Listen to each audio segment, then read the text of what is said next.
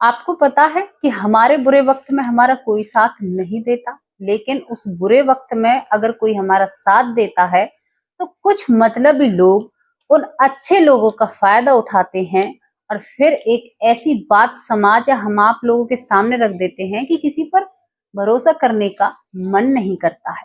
क्योंकि आज की जो रियल स्टोरी है, जो सच्ची कहानी है, उसमें एक प्रेमिका अपने प्रेमी को ट्यूशन देती है, बच्चों को अपने गहने तक बेच देती है, अपने प्रेमी को आईएएस बनाती है, आईपीएस बनाती है, उसे अपने पैरों पर खड़ा करती है। लेकिन वो प्रेमी उस प्रेमिका के साथ क्या करता है दोस्तों, आप सुनोगे तो आप भी कहीं ना कहीं परेशान हो जाओगे और आपको दुख होगा कि कोई व्यक्ति इतना बुरा कैसे हो सकता है, कि इतना मतलबी कैसे हो सकता है। नमस्कार दोस्तों, स्वागत करती हूँ आप सभी का। वैष्णवी चौधरी चैनल है हमारा, यूट्यूब हमारा, फेसबुक पेज भी है इसी नाम से, तो आप उसे भी फॉलो कर सकते हैं। तो ये जो पूरी कहानी है, ये कहानी कहीं ना कहीं आपको कुछ ना कुछ तो फील जरूर कराएगी, और इसको लाने का केवल एक ही उद्देश्य है कि आप लोगों के सामने सच्चाई रखें कि हमारे आसपास कैसे लोग रहते हैं।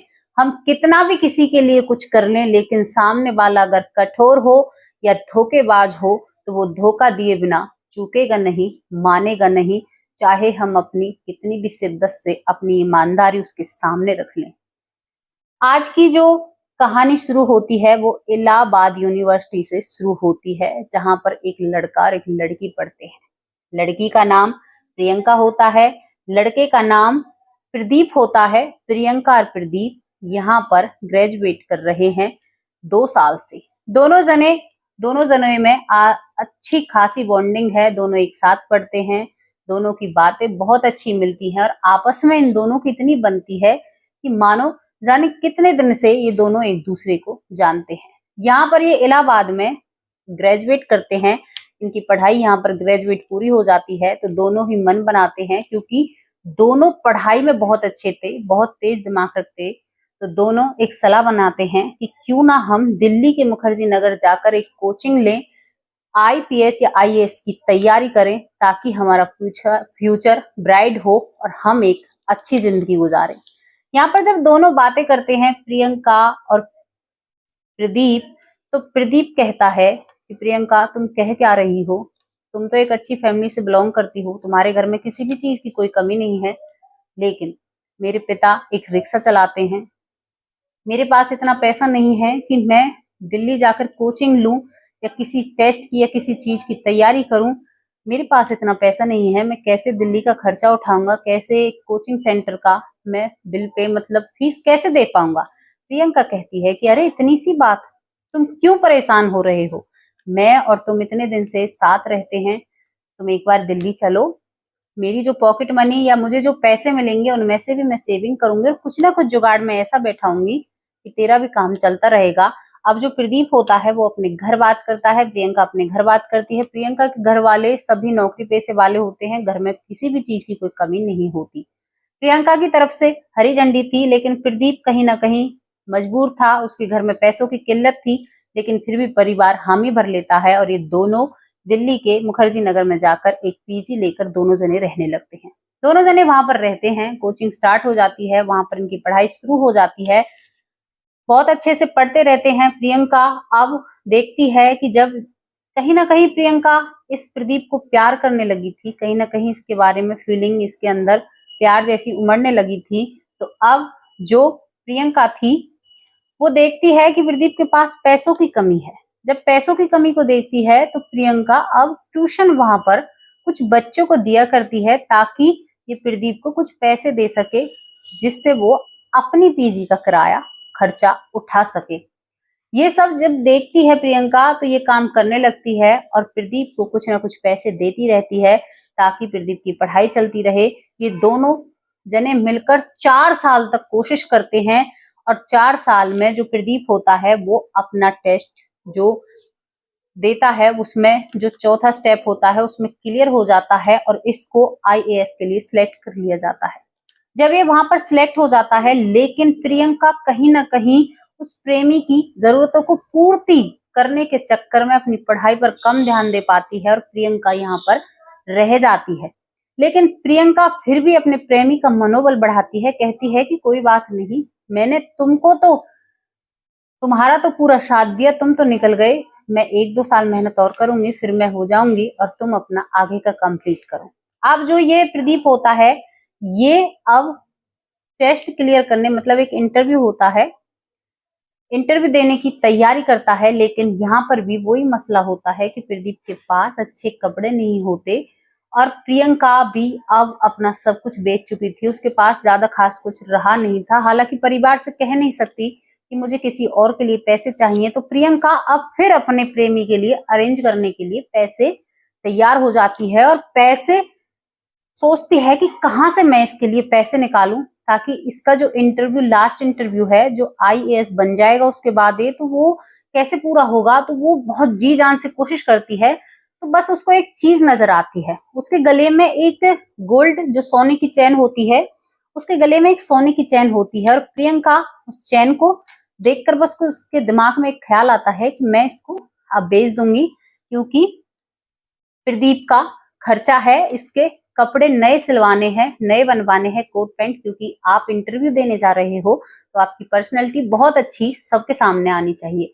प्रियंका प्रदीप के लिए अपनी सोने की चैन गिरवी रख देती है और उसके लिए नए कपड़ों का इंतजाम करती है, कोट पैंट सिलवाए जाते हैं और प्रदीप को बिल्कुल एक अच्छा सा नौजवान बनाकर प्रियंका तैयार कर देती है और इंटरव्यू के लिए ये दोनों हाथों में हाथ डालकर साथ जाते हैं। एक प्रेमिका है, फिलहाल वो प्रेमिका है, तब इतनी शिद्दत से उसका साथ दे रही है प्रदीप को, ये उस कमरे के दरवाजे तक छोड़ती है जहां पर इसका इंटरव्यू चल रहा होता है और आप बाहर, दरवाजे के बाहर चक्कर काटती है इधर उधर। तब तक उसका जो इंटरव्यू चल रहा होता है, तब तक प्रियंका वहां से हलती नहीं है, टस से मस नहीं होती, क्योंकि प्रदीप से ज्यादा प्रियंका को उसके रिजल्ट की चिंता थी। अब जब अंदर से प्रदीप टेस्ट देकर बाहर आता है तो प्रियंका उसके चेहरे की तरफ देखती है, तो अंदर से वो ऐसा दिखा रहा था कि जैसे उसका जो इंटरव्यू है सही नहीं गया हो। प्रियंका कहीं ना कहीं हताश हो जाती है कि कहीं इसका इंटरव्यू तो खराब नहीं हो गया, और वो कहीं ना कहीं दुखी हो जाती है। लेकिन जब प्रदीप उसके पास आता है तो उसको झट से गले लगा लेता है, कहता है कि मेरा इंटरव्यू बहुत अच्छा गया है, देखना तुम, मैं जरूर सिलेक्ट हो जाऊंगा। और जो प्रदीप ने प्रियंका से कहा वही सच हुआ, प्रदीप सिलेक्ट हो जाता है और अब उसकी ट्रेनिंग की तैयारी होती है। ट्रेनिंग की तैयारी के लिए जो प्रियंका प्रियंका होती है, प्रदीप को तब भी कुछ पैसे देती है और कहती है तो तुम चिंता मत करो, मैं अपना कर लूंगी, बस तुम एक बार अपनी कंप्लीट कर लो और तुम अच्छे से ये पढ़ाई, अगर तुम्हारी ट्रेनिंग अच्छे से हो जाएगी, तुम्हारा फ्यूचर तो ब्राइट है, तुम्हारे पीछे पीछे मैं भी आ रही हूँ। और दोनों में वादे कसमें खाई जाती है। प्रदीप कहता है प्रियंका से कि तुम चिंता मत करो, मैं जब मेरी ट्रेनिंग पूरी हो जाएगी तो मैं तुमसे ही शादी करूंगा और मैं इंतजार कर रहा हूँ कि कब मेरी ट्रेनिंग पूरी हो और कब मैं तुमसे शादी करूं। ऐसे वादे कर कर प्रियंका को प्रदीप गया था। प्रियंका प्रदीप को उस स्टेशन तक छोड़ने आई थी जहां से वो ट्रेनिंग के लिए जा रहा था। पूरा बैग सब कुछ उसने पैक किया था, कई तरह की चीजें बनाकर अपने प्रेमी के लिए रखी थी कि भाई वो ट्रेनिंग पे जा रहा है, उसको विदा कर आती है। यहाँ तक सब कुछ सही चल रहा था, बहुत अच्छी बातें चल रही थी, लेकिन अब प्रदीप पहुंच चुका था अपनी उस जगह पर, मंसूरी, जहां पर उसकी ट्रेनिंग चल रही थी और ट्रेनिंग करने लगता है। 2 महीने निकल जाते हैं। प्रदीप अब कहीं ना कहीं प्रियंका को अवॉइड करने लगा था, उससे दूरी बनाने लगा, क्योंकि वो उससे फोन पर भी बातें नहीं करता है।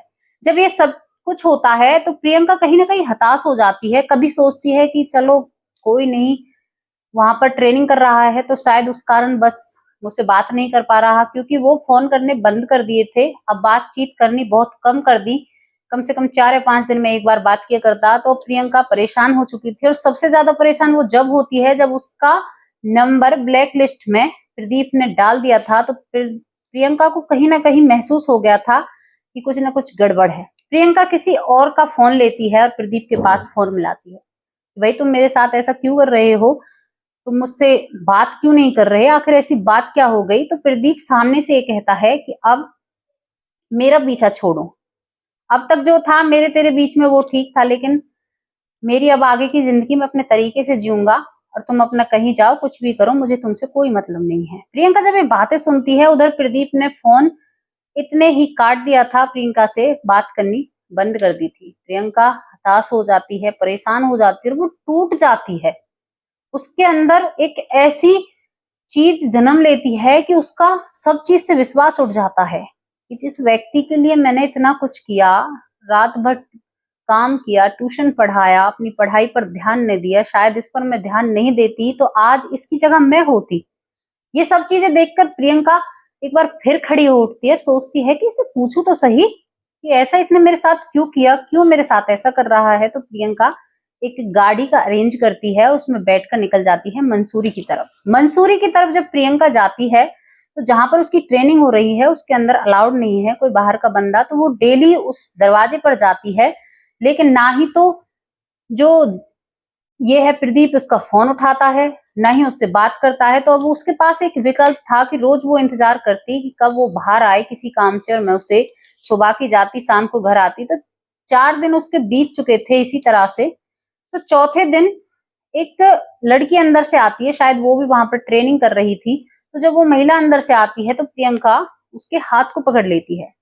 प्रियंका कहती है कि अंदर एक प्रदीप नाम का लड़का है जो ट्रेनिंग कर रहा है, मुझे उससे बात करनी है।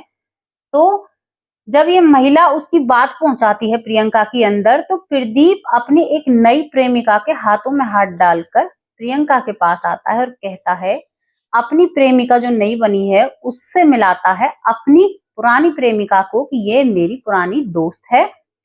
और फिर अपनी नई गर्लफ्रेंड के सामने ही ये कह देता है कि प्रियंका से कि मेरा तेरा कोई रिश्ता नहीं है, अब मैं इससे शादी करूंगा, जो प्यार जहां तक का था वो वहीं खत्म, और अब मैं तुमसे शादी नहीं करना चाहता। प्रियंका जो संग रह गई थी, जिसके पैरों तले जमीन खिसक चुकी थी, क्योंकि उसने कहीं ना कहीं ये बातें अपने माता पिता से भी शेयर कर रखी थी, लेकिन प्रियंका वहीं उस जहां पर उसकी ट्रेनिंग चल रही थी उसी गेट पर वो टूट चुकी थी। एक जिंदा लाश वो वहां पर बन चुकी थी, क्योंकि उसका चलना मैं आपको बयान नहीं कर सकती, उसकी जो उससे बीती मैं बयान नहीं कर सकती। वो चलती है, जो गाड़ी बुक की थी उस गाड़ी में बैठती है और निकल जाती है दिल्ली के मुखर्जी नगर की तरफ। और वहां से वो अब एक फैसला लेती है। हालांकि फैसले लेने इतना आसान नहीं होता, हम तो कह देते हैं, लेकिन जो लेता है उसे ही पता है। अब प्रियंका फैसला लेती है कि उसे आगे पढ़ना है और बढ़ना है। कई टेस्ट क्लियर करती है, वो अपने पैरों पर खड़ी होती है। यहाँ पर प्रियंका एक बात कहती है, इस संसार में कोई किसी का नहीं है, मतलब के बस सब रिश्ते चल रहे हैं, नाते चल रहे हैं। जहां पर रिश्ते नहीं टिकते वहां पर दोस्ती या ये प्यार वाली बातें कहाँ टिकेंगी। वो महिला, वो लड़की इतना टूट चुकी थी, लड़कों से या पुरुषों से उसका भरोसा उठ चुका था, क्योंकि इतनी शिद्दत से आप किसी के साथ निभाओ, अगर वो भी साथ देने से मना कर देना तो भरोसा उठना एक लाजमी है, सबका भरोसा उठ जाता है। यहाँ पर प्रियंका बहुत टूट चुकी थी, लेकिन वो पढ़ी लिखी थी, समझदार थी, मैच्योर थी, अपने आप को संभाला और एक नई ऊंचाइयों पर प्रियंका ने अपने आप को ले जाया और उस प्रेमी को भूल जाती है। लेकिन यहाँ पर आप प्रदीप के बारे में अपनी क्या राय रखना चाहते हो? कैसी मानसिकता वाला वो व्यक्ति था जिस महिला ने उसका साथ दिया? और यहाँ पर एक बात और है दोस्तों, महिला अगर किसी को बनाने पर आए ना तो उसकी जाने कितनी पीढ़ियां सबर जाती हैं, लेकिन अगर महिला किसी को बिगाड़ने पर आए ना तो 7 पीढ़ियों तक बिगाड़ देती है। ये बात एक तजुर्बे से मैं कह रही हूँ, और आसपास का जो माहौल देखते हैं, अपने दादा परदादा से हम सुनते आए हैं, तो ये बात सच है। महिला जिसके ऊपर अपना पूरा संपूर्ण साथ देती है ना, जिसका उसका जीवन सफल हो जाता है। एक महिला ही घर को घर बनाती है, वरना घर घर नहीं रहता।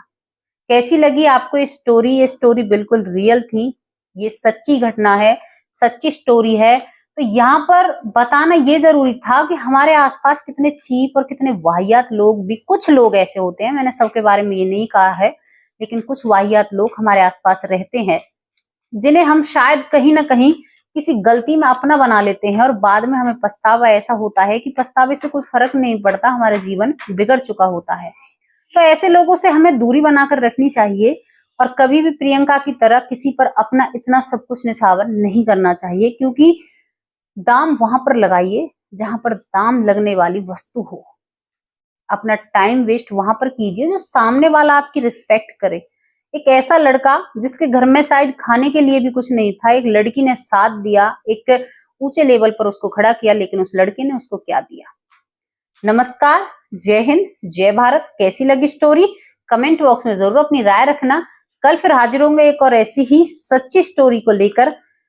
जय हिंद। हमें सपोर्ट